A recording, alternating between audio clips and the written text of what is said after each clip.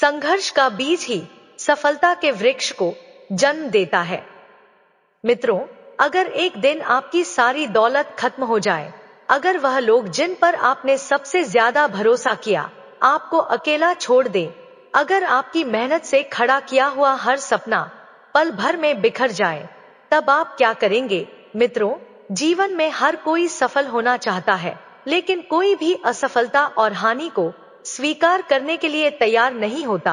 पर क्या आप जानते हैं कि कभी कभी जीवन आपसे सब कुछ छीनकर एक नया रास्ता दिखाना चाहता है, एक ऐसा रास्ता जहां से आप पहले से कहीं ज्यादा मजबूत होकर लौट सकते हैं। नमस्कार मित्रों, आज मैं आपको एक ऐसे व्यक्ति की कहानी सुनाने जा रही हूं जिसने अपना सब कुछ खो दिया, दौलत, परिवार, मान सम्मान, सब कुछ। लेकिन जब उसके पास कुछ नहीं बचा, तब उसे मिला कुछ ऐसा जिसने उसका पूरा जीवन बदल दिया। अगर आप भी अपने जीवन में कठिनाइयों से गुजर रहे हो, तो यह कहानी आपके लिए है। मित्रों, कहानी बहुत ही ज्ञानवर्धक और प्रेरणादायक होने वाली है, इसलिए कहानी को अंत तक जरूर सुनें। मित्रों, हेमंत नामक एक समृद्ध व्यापारी नगर में अपनी अपार संपत्ति और प्रतिष्ठा के लिए जाना जाता था। उसकी अनेक व्यापारिक नौकाएं दूर दराज के देशों तक व्यापार करती थी। बड़े बड़े राजा महाराजा उससे व्यापार करना पसंद करते थे। उसके पास ऐश्वर्य, वैभव, नौकर चाकर, धन धान्य और परिवार का सुख सब कुछ था, लेकिन वह सब कुछ हमेशा के लिए नहीं था। एक रात समुद्र में भयंकर तूफान आया। उसकी अधिकांश व्यापारिक नौकाएं लहरों में समा गई। वर्षों की मेहनत और संपत्ति एक ही रात में नष्ट हो गई। व्यापार में भारी नुकसान हुआ। देखते ही देखते उसके ऊपर कर्ज बढ़ने लगा। नगर के धूर्त व्यापारी, जो पहले हेमंत मित्र होने का दिखावा करते थे, अब उसके शत्रु बन चुके थे। वे उसकी संपत्ति हड़पने के लिए उस पर मुकदमे करने लगे। यहाँ तक कि जब उसकी आर्थिक स्थिति पूरी तरह बिगड़ गई, तो उसकी पत्नी और बच्चे भी उसे छोड़कर चले गए। जो नौकर पहले उसकी सेवा में लगे रहते थे, वे भी उसे दुत्कार कर चले गए। कुछ ही दिनों में जो व्यक्ति कभी नगर का सबसे प्रतिष्ठित व्यापारी था, अब एक गरीब, निराश्रित और हताश व्यक्ति बन गया। सब कुछ लूट जाने के बाद हेमंत को समझ नहीं आ रहा था कि अब वह क्या करे। आत्महत्या का विचार भी उसके मन में आया, लेकिन कहीं ना कहीं उसे यह भी लग रहा था कि जीवन शायद उसे कोई और राह दिखाना चाहता है। इसी सोच में वह वन की ओर चल पड़ा। किसी ने उसे बताया था कि एक ज्ञानी महात्मा इन दिनों पास के वन में ठहरे हुए हैं। उन्होंने असंख्य लोगों के जीवन को बदला है। शायद वे ही उसके प्रश्नों का उत्तर दे सकते हैं। हेमंत पसीने से तरबतर, धूल मिट्टी से सना हुआ, फटे कपड़ों में महात्मा के पास पहुंचा। वहां उनके शिष्य बैठे थे और महात्मा ध्यान में लीन थे। जब ध्यान समाप्त हुआ, तो हेमंत ने कांपती आवाज में कहा, हे महात्मा, मैंने अपना सब कुछ खो दिया। मेरा घर, मेरा परिवार, मेरी संपत्ति, सब कुछ चला गया। अब मैं क्या करूं? महात्मा ने उसे ध्यान से देखा। उनकी आंखों में करुणा थी, लेकिन उनके चेहरे पर एक अजीब सी शांति भी थी। उन्होंने धीरे से कहा, हे वत्स, तुमने सच में सब कुछ खो दिया है। सिर्फ वही चीजें खोई है जिनसे तुमने अपने अस्तित्व को जोड़ा था। हेमंत ने चौंक कर महात्मा की ओर देखा। वह समझ नहीं पाया कि महात्मा क्या कहना चाहते हैं। महात्मा मुस्कुराए और बोले, हे वत्स, जीवन की सच्चाई को समझने के लिए पहले तुम्हें खुद को समझना होगा। चलो मैं तुम्हें एक कहानी सुनाता हूँ। एक खोए हुए राजा की कहानी। बहुत समय पहले की बात है। एक शक्तिशाली राजा नागेंद्र हुआ करता था। उसका राज्य विशाल था, सेना अजय थी और प्रजा उसे देवता के समान पूजती थी। लेकिन एक दिन एक भयंकर युद्ध छिड़ गया। शत्रुओं ने उसके राज्य पर आक्रमण कर दिया। राजा नागेंद्र पूरी ताकत से लड़ाई लड़ी, लेकिन दुर्भाग्य से वह युद्ध हार गया। उसका महल जला दिया गया, उसके सैनिक मारे गए और उसके अपने ही लोगों ने उसे पहचानने से इनकार कर दिया। किसी तरह अपनी जान बचाकर वह जंगलों में भटकने लगा। उसके पास ना कोई सैनिक था, ना कोई धन, ना कोई पहचान। कुछ दिनों बाद वह एक गांव पहुंचा। जहां लोग उसे बस एक सामान्य गरीब आदमी समझते थे।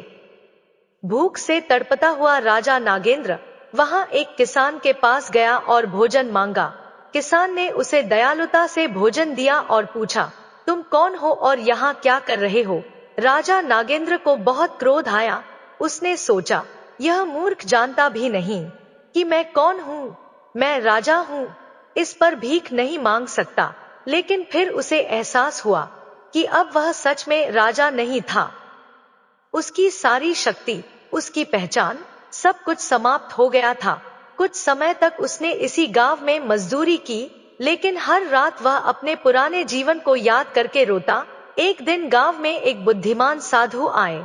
राजा ने उनके पास जाकर कहा, हे गुरुदेव, मैं कभी एक महान राजा था, लेकिन अब मेरे पास कुछ नहीं बचा। मैं कौन हूँ? क्या मैं वही राजा हूँ जो पहले था, या अब केवल एक गरीब मजदूर? साधु मुस्कुराए और बोले, हे राजन, यदि कोई व्यक्ति एक सुंदर स्वर्ण मुकुट पहनता है, तो क्या वह केवल मुकुट के कारण राजा बन जाता है? राजा चुप रहा। साधु बोले, यदि वह मुकुट गिर जाए, तो क्या वह राजा नहीं रहेगा? राजा फिर भी चुप रहा। साधु ने कहा, तुम्हारी सच्ची पहचान ना तुम्हारे मुकुट में थी, ना तुम्हारी सेना में, ना तुम्हारे महल में। तुम्हारी पहचान तो तुम्हारे भीतर है। राजा नागेंद्र की आंखों से आंसू बहने लगे। उसने पहली बार महसूस किया कि जो कुछ उसने खोया था, वह केवल बाहरी था। उसके भीतर की शक्ति अब भी जीवित थी। धीरे धीरे उसने अपना अहंकार त्याग दिया, नए सिरे से जीवन शुरू किया और एक दिन फिर से शक्तिशाली बना। लेकिन अब वह एक बुद्धिमान, दयालु और सत्य को जानने वाला राजा था। हेमंत की आंखें खुल गई। महात्मा ने कहानी समाप्त की तो हेमंत की आंखों में आंसू थे। उसने कांपती आवाज में कहा, हे महात्मा, तो क्या मैं भी वही भूल कर रहा हूँ? महात्मा मुस्कुराए और बोले, हेमंत, तुम्हारी दौलत चली गई, परिवार छोड़कर चला गया, मित्र तुम्हारे साथ नहीं रहे, लेकिन क्या तुम्हारे भीतर की चेतना भी चली गई? क्या तुम्हारा आत्मबल भी लुप्त हो गया? हेमंत ने सिर झुका लिया। महात्मा ने कहा, जिसे तुमने खो दिया वह केवल बाहरी चीजें थी, लेकिन तुम्हारी वास्तविक शक्ति तुम्हारे भीतर है। क्या तुम उसे पहचान सकते हो? हेमंत की आंखों में एक नई चमक थी। उसने पहली बार समझा कि वह अभी भी जिंदा था, अभी भी सोच सकता था, अभी भी कुछ नया कर सकता था। महात्मा ने मुस्कुराकर कहा, तुम्हें अपने जीवन को फिर से शुरू करना होगा, लेकिन इस बार एक नए दृष्टिकोण से। हेमंत ने गहरी सांस ली और धीरे से कहा, हे महात्मा, मुझे मार्ग दिखाइए। अब मैं कुछ भी खोने से नहीं डरता, क्योंकि मैं जान गया हूं कि मैं वही नहीं हूं जो मेरे पास था। मैं तो वही हूं जो मेरे भीतर है। महात्मा ने मुस्कुराते हुए कहा, तो चलो अब तुम्हारी यात्रा का नया अध्याय शुरू होता है। हेमंत की आंखों में एक नई आशा जाग उठी थी। उसे अब समझ में आ रहा था कि उसने केवल बाहरी चीजें खोई हैं, लेकिन उसका आत्मबल, उसका ज्ञान और उसका अस्तित्व अभी भी उसके पास है। महात्मा ने उसकी ओर देखते हुए कहा, हेमंत, अब समय आ गया है कि तुम अपने जीवन को एक नई दिशा दो, लेकिन उसके लिए तुम्हें एक कार्य करना होगा। क्या तुम तैयार हो? हेमंत ने बिना किसी संकोच के सिर हिला दिया। हाँ भगवन, मैं तैयार हूँ। महात्मा ने उसे पास बुलाया और कहा, तुम नगर में वापस जाओ। वहां एक वृद्ध स्त्री रहती है जिसका नाम गायत्री है। वह बहुत गरीब है और लोगों के घरों में काम करके अपना गुजारा करती है, लेकिन वह स्वयं भूखी रहकर भी दूसरों की सेवा करती है। तुम कुछ दिनों तक उसके साथ रहो और जो कुछ भी सीख सकते हो सीखो। हेमंत को यह सुनकर आश्चर्य हुआ। वह सोच रहा था कि महात्मा उसे कोई बड़ा कार्य देंगे, लेकिन यहाँ तो उसे एक गरीब स्त्री के पास जाने को कहा जा रहा था। फिर भी उसने गुरु की आज्ञा का पालन करने का निश्चय किया। हेमंत नगर लौट आया और बहुत प्रयास करने के बाद गायत्री को खोज निकाला। वह एक झोपड़ी में रहती थी और पास के घरों में साफ सफाई का काम करती थी। हेमंत ने उसके पास जाकर कहा, माता, मैं आपके साथ रहना चाहता हूँ और जीवन को समझना चाहता हूँ। गायत्री ने उसे दयालुता से देखा और मुस्कुरा कर कहा, बेटा, मेरे पास देने के लिए कुछ नहीं है, लेकिन अगर तुम्हें कोई आपत्ति ना हो तो मेरे साथ रह सकते हो। हेमंत ने सिर झुका लिया। अगले कुछ दिनों तक हेमंत ने गायत्री के साथ काम किया। वह देखता कि कैसे वह वृद्ध स्त्री खुद भूखी रहकर भी दूसरों के लिए भोजन जुटाने का प्रयास करती थी। जब कोई बीमार होता तो वह बिना किसी स्वार्थ के उनकी सेवा करती। एक दिन हेमंत ने उससे पूछा, माता, आप इतनी निर्धन होते हुए भी दूसरों की मदद क्यों करती है? गायत्री मुस्कुराई और बोली, बेटा, जब मेरा पति जीवित था तो हम बहुत धनी थे, लेकिन फिर एक भयानक बीमारी आई और सब कुछ चला गया।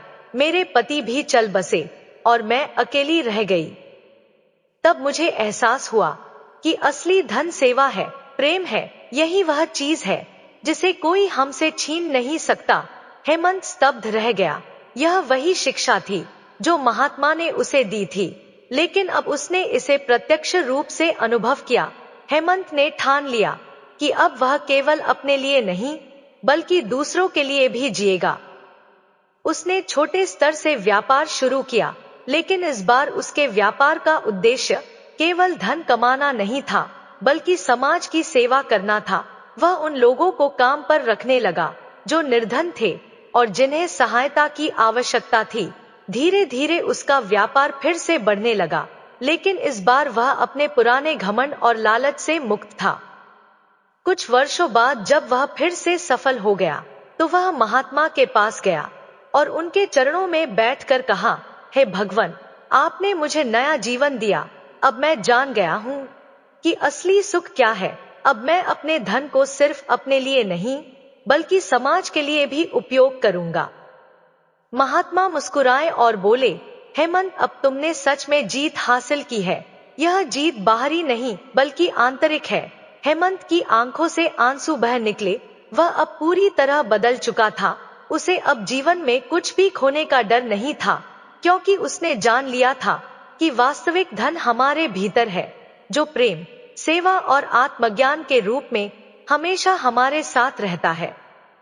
मित्रों, इस कहानी से हमें सीख मिलती है कि सच्चा धन बाहरी संपत्ति से नहीं बल्कि आत्मबल, सेवा और ज्ञान है। जीवन में सब कुछ छिन सकता है, लेकिन यदि हमारा मनोबल अडिग रहे तो हम फिर से खड़े हो सकते हैं।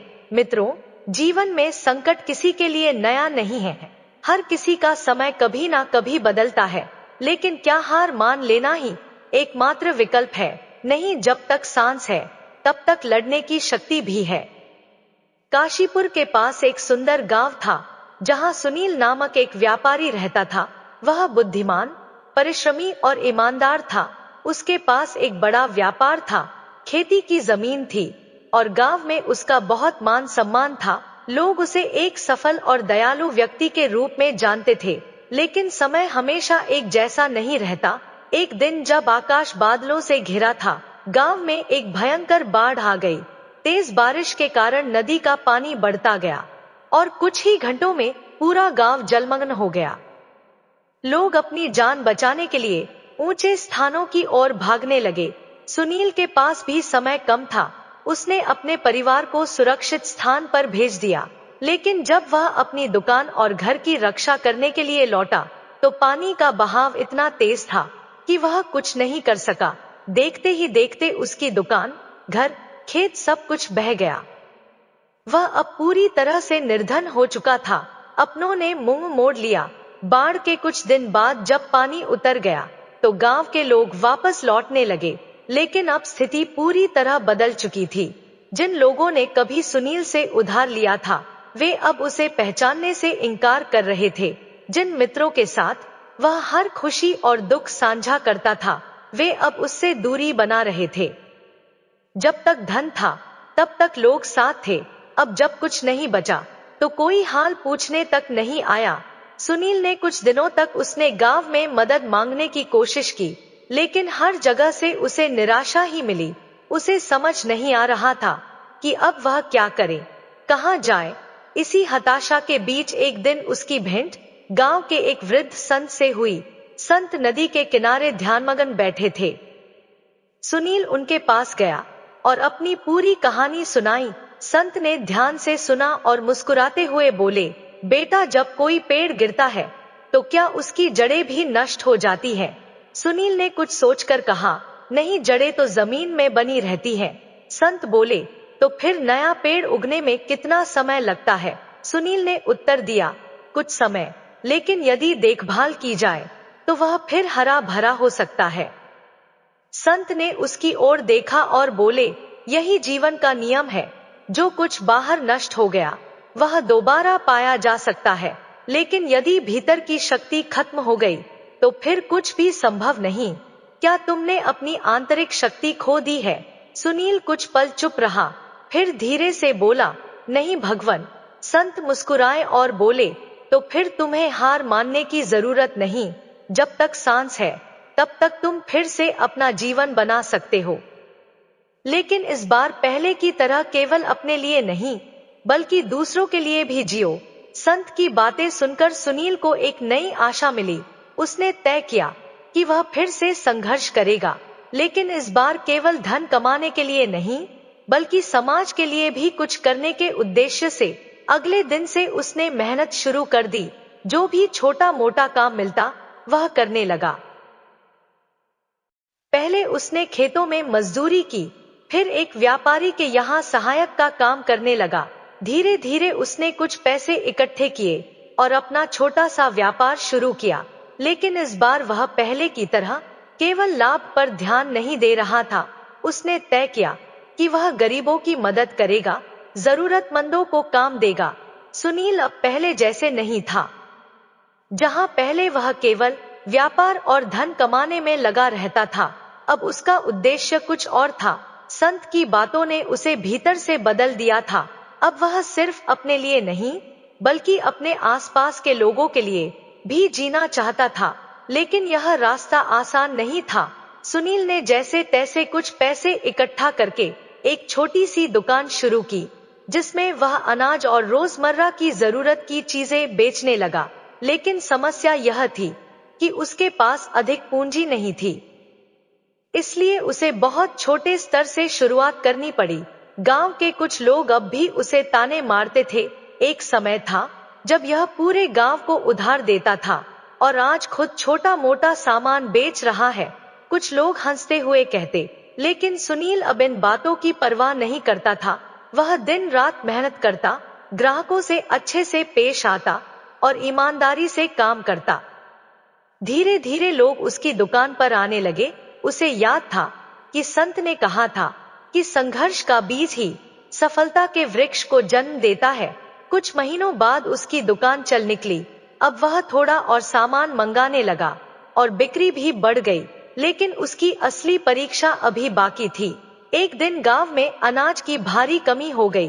कई व्यापारी अनाज की काला बाजारी कर रहे थे और महंगे दामों में बेच रहे थे। सुनील के पास भी अनाज का अच्छा स्टॉक था। उसके पास मौका था कि वह भी ऊंचे दामों पर बेचकर जल्दी अमीर बन जाए। एक व्यापारी ने आकर कहा, सुनील भाई, तुम भी दाम बढ़ा दो, यह समय पैसा कमाने का है। सुनील कुछ देर सोचता रहा, फिर उसे सुजाता की याद आई, वही गरीब वृद्धा जिसे उसने पहले अपनी दुकान से भूखा लौटा दिया था। और धन का सही उपयोग तभी है जब उसे दूसरों की भलाई हो। सुनील ने फैसला कर लिया। उसने घोषणा कर दी कि उसकी दुकान पर अनाज पुराने दामों पर ही मिलेगा। जब यह खबर फैली तो लोग हैरान रह गए। गांव भर में सुनील की ईमानदारी की चर्चा होने लगी। जिन लोगों ने पहले उसका मजाक उड़ाया था वे अब उसकी तारीफ कर रहे थे। धीरे धीरे सुनील की ईमानदारी और सेवा की भावना के कारण उसकी दुकान पूरे गांव में प्रसिद्ध हो गई। लोग अब उसे एक व्यापारी से अधिक एक सच्चे समाज सेवी के रूप में देखने लगे। वह निर्धनों की मदद करता, जरूरतमंदों को उधार देता, लेकिन इस बार केवल उन्हीं को जो सच में परेशान थे। एक दिन वही व्यापारी जो उसे महंगे दाम लगाने की सलाह दे रहा था, खुद कर्ज में डूब गया और सुनील से मदद मांगने आया। सुनील ने बिना किसी कटुता के उसकी सहायता की। वह अब समझ गया था कि जीवन का असली सुख केवल धन में नहीं बल्कि दूसरों की भलाई में है। एक दिन जब सुनील अपनी दुकान पर बैठा था तो अचानक उसने किसी को आते देखा। वह वही वृद्ध संत थे जिनसे उसने बाढ़ के बाद मार्गदर्शन पाया था। सुनील तुरंत उनके चरणों में गिर गया। हे भगवान, आपने मुझे अंधकार से निकालकर नए प्रकाश की ओर भेजा। आज मैं जो भी हूँ वह आपकी सीख का ही परिणाम है। संत ने मुस्कुराते हुए कहा, बेटा, मैं तुम्हें पहले ही दिन से जानता था, लेकिन असली प्रश्न यह था कि क्या तुम खुद को जान पाए, और आज मैं देख सकता हूँ कि तुमने खुद को पा लिया है। सुनील की आंखों में आंसू थे। उसने अब जीवन का वास्तविक अर्थ समझ लिया था। संत की बातों ने सुनील के मन को और भी मजबूत कर दिया था। उसने अब ठान लिया था कि वह न केवल अपने लिए बल्कि पूरे गांव के लिए कुछ करेगा। अब तक सुनील केवल अपनी दुकान चला रहा था, लेकिन उसने महसूस किया कि गांव के कई लोग अभी भी गरीबी और संघर्ष से जूझ रहे थे। कुछ के पास रोजगार नहीं था तो कुछ को व्यापार के सही तरीकों की जानकारी नहीं थी। गांव के किसान भी सही मूल्य न मिलने के कारण परेशान थे। सुनील ने तय किया कि वह इस स्थिति को बदलेगा। सबसे पहले उसने अपने गांव के कुछ बेरोजगार युवाओं को इकट्ठा किया और उन्हें अपने साथ काम करने के लिए प्रेरित किया। उसने अपनी दुकान का विस्तार किया और जरूरतमंदों को व्यापार के छोटे छोटे काम सिखाने लगा। फिर उसने गांव में एक समूह बनाया जहां किसान अपनी उपज को सीधा बाजार में बेच सकते थे, बिना बिचौलियों के। इससे किसानों को उचित दाम मिलने लगे और उनका जीवन स्तर सुधरने लगा। धीरे धीरे गांव में सुनील का सम्मान और बढ़ने लगा। लोग अब उसे केवल एक व्यापारी नहीं बल्कि गांव का मार्गदर्शक मानने लगे थे। लेकिन जब कोई अच्छा काम करता है तो कुछ लोग हमेशा उसे गिराने की कोशिश करते हैं। गांव के कुछ लोगों को सुनील की यह उन्नति अच्छी नहीं लगी। वे नहीं चाहते थे कि गांव के लोग आत्मनिर्भर बने, क्योंकि इससे उनकी पकड़ ढीली पड़ जाती। एक दिन कुछ लोगों ने मिलकर सुनील के खिलाफ अफवाहें फैलाने शुरू कर दी। वे लोगों से कहने लगे कि रमेश यह सब अपने लाभ के लिए कर रहा है। वह गांव के भोले भाले लोगों को अपने व्यापार में फंसा रहा है। धीरे धीरे कुछ लोग इन अफवाहों को सच मानने लगे। सुनील को यह देखकर दुख हुआ, लेकिन उसने हिम्मत नहीं हारी। सुनील को एहसास हुआ कि जब तक लोग सही शिक्षा और जानकारी नहीं पाएंगे, तब तक वे अफवाहों और धोखे का शिकार होते रहेंगे। उसने ठान लिया कि वह गांव में एक शिक्षालय खोलेगा, जहां बच्चों के साथ साथ बड़ों को भी व्यापार, कृषि और जीवन के सही मूल्यों की शिक्षा दी जाएगी। लेकिन इसके लिए धन चाहिए था। उसके सामने दो रास्ते थे, या तो वह अपनी दुकान और व्यवसाय पर ही ध्यान दे और आराम से जीवन बिताए, या फिर अपनी बचत और मेहनत का एक बड़ा हिस्सा गांव के भविष्य के लिए लगाए। सुनील ने दूसरा रास्ता चुना। उसने अपनी कुछ जमीन बेच दी और गांव के कुछ जागरूक लोगों की मदद से एक शिक्षालय की नींव रखी। जब संत को इस बात का पता चला तो वे भी सुनील के पास आए और बोले, बेटा, यही असली सेवा है। धन अर्जन कोई बुरी बात नहीं, लेकिन उसे सही दिशा में लगाना ही तुम्हें महान बनाएगा। धीरे धीरे गांव के लोग भी सुनील के इस उद्देश्य को समझने लगे। जिन लोगों ने उस पर शक किया था, वे भी अब उसकी प्रशंसा करने लगे। कुछ वर्षों बाद गांव पूरी तरह बदल चुका था। बेरोजगार लोग अब छोटे छोटे व्यवसाय चला रहे थे, किसान सही मूल्य पर अपनी फसल बेच रहे थे और गांव के बच्चे शिक्षित होकर नए अवसरों की तलाश कर रहे थे। एक दिन संत फिर से गांव आए। उन्होंने पूरे गांव को समृद्ध और खुशहाल देखा। संत ने मुस्कुराकर कहा, बेटा, तुमने न केवल खुद को बदला बल्कि पूरे गांव को बदल दिया।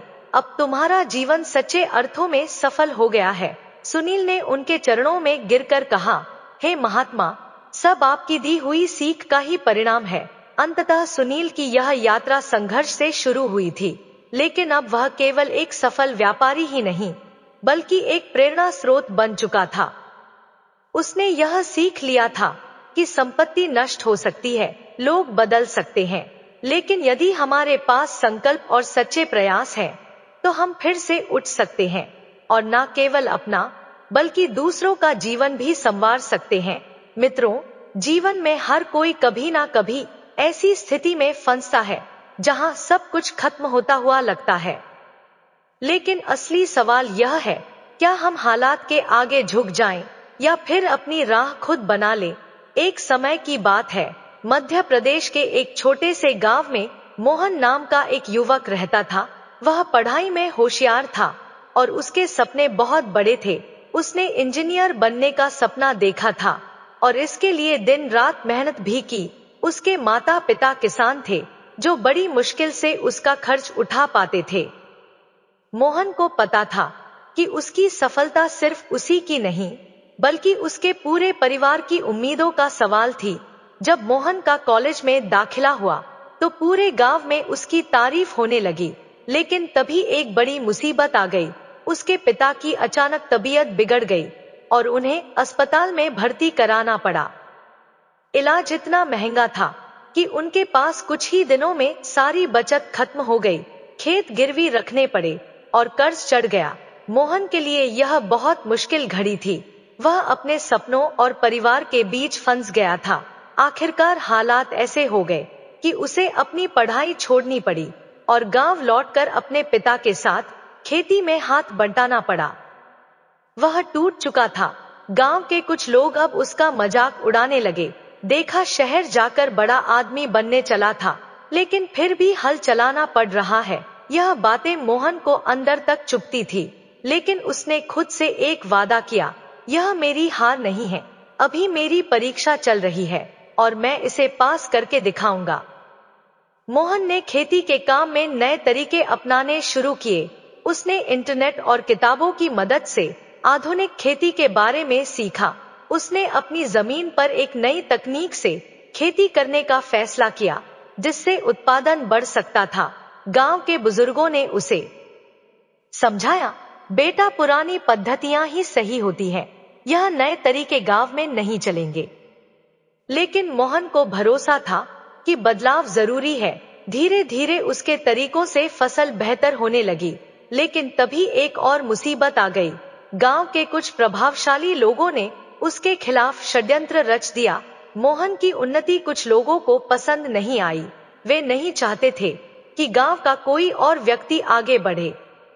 उन्होंने उसके खेतों को नुकसान पहुंचाने की कोशिश की, फसल खराब करने की योजना बनाई और गांव वालों में उसके खिलाफ अफवाहें फैलाई। गांव के कई लोग अब उस पर शक करने लगे। वे कहने लगे, यह लड़का हमें गलत रास्ते पर ले जा रहा है। यह जो कर रहा है उससे पूरा गांव मुश्किल में आ सकता है। मोहन के लिए यह बहुत कठिन समय था। उसे समझ नहीं आ रहा था कि अब आगे क्या करे। मोहन के खिलाफ गांव में लगातार अफवाहें फैलाई जा रही थी। कुछ लोग उसे धोखेबाज कहने लगे तो कुछ ने उसे अज्ञानी कहकर उसकी मेहनत का मजाक उड़ाया। लेकिन मोहन जानता था कि अगर वह अब पीछे हट गया तो न केवल उसका सपना टूट जाएगा, बल्कि उसके परिवार की स्थिति भी और बिगड़ जाएगी। हार मानना आसान था, लेकिन एक रात मोहन अपने खेत में बैठा सोच रहा था।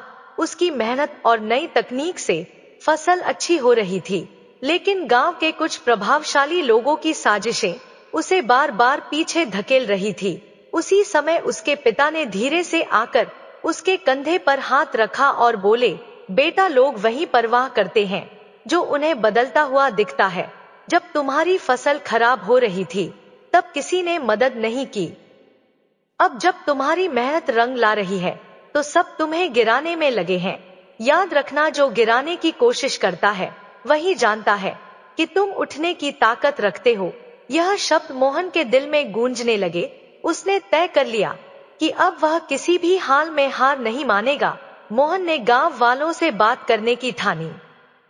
उसने पंचायत बुलवा और वहां अपने तरीकों के बारे में समझाने की कोशिश की। उसने अपनी जमीन पर हुए बदलावों के बारे में बताया, वैज्ञानिक तरीकों की जानकारी दी और यह भी दिखाया कि कैसे उसकी फसल पहले से ज्यादा हो रही थी। कुछ लोग उसकी बातों को मानने लगे, लेकिन गांव के पुराने प्रभावशाली लोग अब भी उसकी बात को गलत साबित करने में लगे रहे।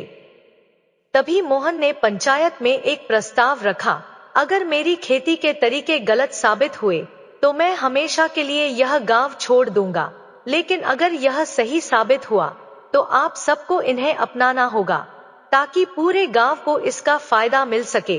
गांव के बुजुर्ग सोच में पड़ गए। उन्हें मोहन की बातें तर्कसंगत लगी, लेकिन वे पूरी तरह आश्वस्त नहीं थे। पंचायत ने फैसला किया कि 3 महीने बाद फसल कटाई के समय देखा जाएगा कि मोहन की पद्धति सही है या नहीं। अब मोहन की असली परीक्षा शुरू हुई। जिन लोगों को डर था कि गांव का यह लड़का सफल हो जाएगा, वे चुप नहीं बैठे। उन्होंने छिपकर उसकी फसल को नुकसान पहुंचाने की कोशिश की, कभी खेतों में पानी रोकने की कोशिश की, तो कभी फसल में कीड़े डालने की योजना बनाई। लेकिन मोहन अब हर स्थिति के लिए तैयार था। उसने अपने खेतों की हर रोज निगरानी शुरू कर दी, साथ ही कुछ युवाओं को भी अपने साथ मिला लिया जो उसकी मेहनत को देख रहे थे और उसकी सोच से प्रभावित हो रहे थे। धीरे धीरे हालात बदलने लगे। गांव के कई लोग अब मोहन के पक्ष में आ चुके थे। उन्होंने उसकी मेहनत को देखा और महसूस किया कि शायद यही बदलाव की सही दिशा हो सकती है। लेकिन गांव के प्रभावशाली लोगों को यह बिल्कुल मंजूर नहीं था। एक रात जब मोहन अपने खेतों की देखभाल कर रहा था, तभी उसने देखा कि कुछ लोग छिपकर उसकी फसल को नष्ट करने की कोशिश कर रहे थे। मोहन ने खुद को संभाला और चुपचाप उनकी हरकतों को देखने लगा।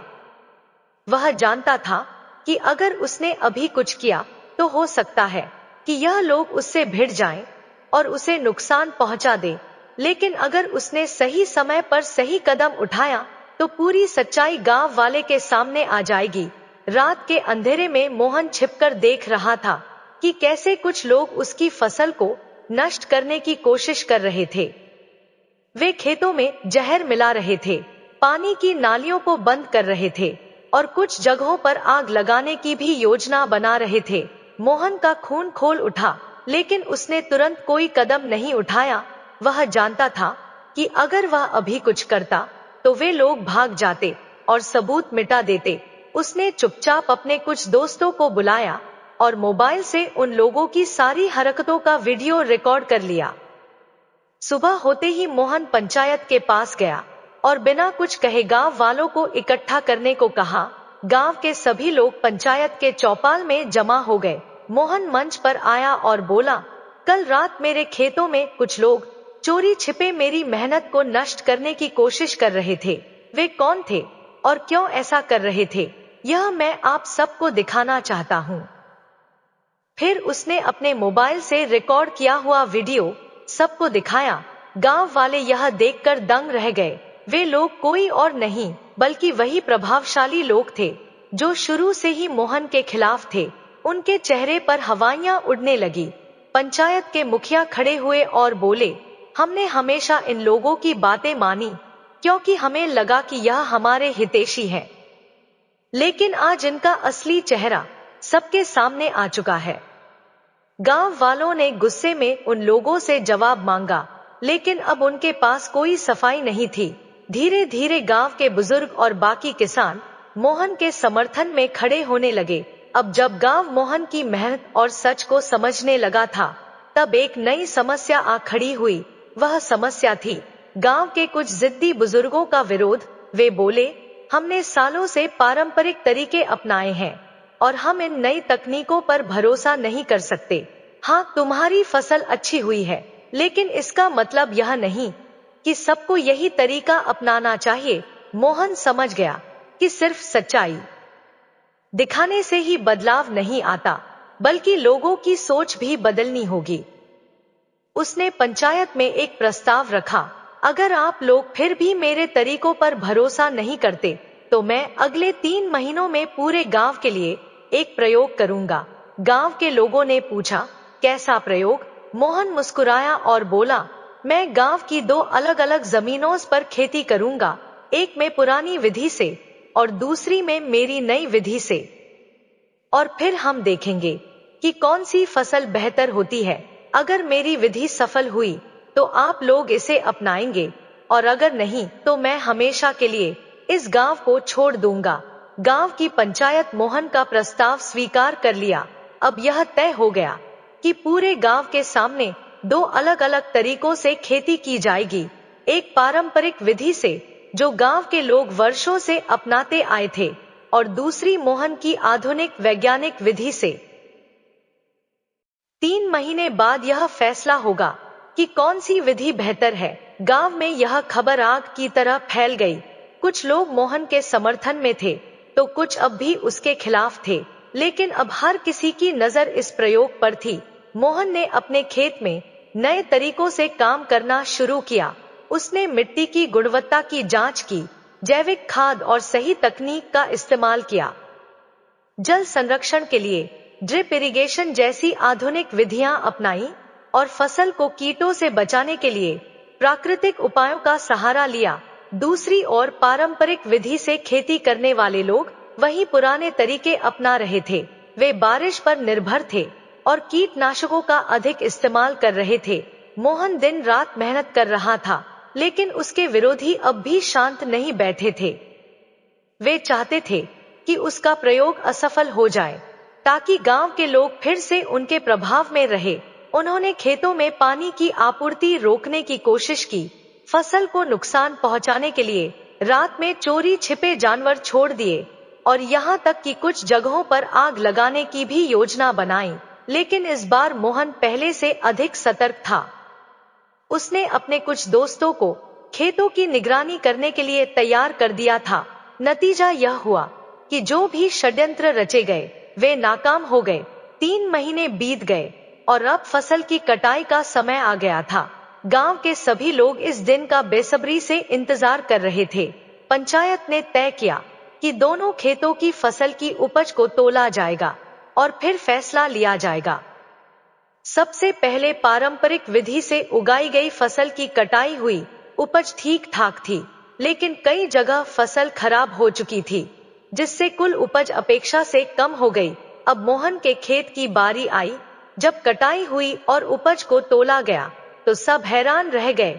मोहन की आधुनिक विधि से उपज पारंपरिक विधि से लगभग दोगुनी हुई थी। न केवल पैदावार अधिक थी, बल्कि फसल की गुणवत्ता भी बेहतर थी। गांव के लोग अब पूरी तरह समझ चुके थे कि मोहन सही था। वे अब तक अंधविश्वास और पुराने तारीखों में फंसे हुए थे, लेकिन इस प्रयोग ने उनकी सोच बदल दी थी। गांव के बुजुर्ग जो पहले मोहन का विरोध कर रहे थे, अब खुद आगे आए और बोले, बेटा हमें माफ कर दो, हमने तुम्हारी बात नहीं मानी और तुम्हारे खिलाफ खड़े रहे, लेकिन तुमने हम सबको सच्चाई दिखा दी। गांव के मुखिया ने भी स्वीकार किया कि मोहन की सोच और मेहनत ने पूरे गांव के भविष्य को बदल दिया। उन्होंने पूरे गांव में आधुनिक खेती को अपनाने की घोषणा कर दी। अब गांव के हर किसान ने मोहन के तरीकों को अपनाना शुरू कर दिया। धीरे धीरे गांव की स्थिति बदलने लगी। किसानों की आमदनी बढ़ी, लोग कर्ज से बाहर निकलने लगे और गांव समृद्ध होने लगा। मोहन, जिसने कभी अपने सपनों को टूटते हुए देखा था, अब न केवल अपने परिवार को बल्कि पूरे गांव को आगे बढ़ाने में सफल हो चुका था। एक दिन मोहन अपने खेत में खड़ा था। उसके पिता उसके पास आए और बोले, बेटा आज तुमने साबित कर दिया कि अगर इंसान मेहनत और सच्चाई के रास्ते पर चले तो कोई भी मुश्किल उसे हरा नहीं सकती। मोहन मुस्कुराया और बोला, पिताजी जब रास्ते बंद हो जाए तो नया रास्ता खुद बनाना पड़ता है।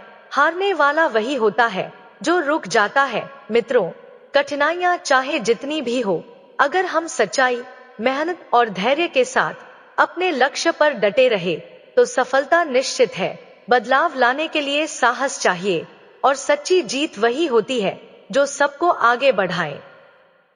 मित्रों, कहानी कैसी लगी कमेंट करके जरूर बताएं। वीडियो को लाइक शेयर करें और हमारे चैनल को सब्सक्राइब करें। धन्यवाद।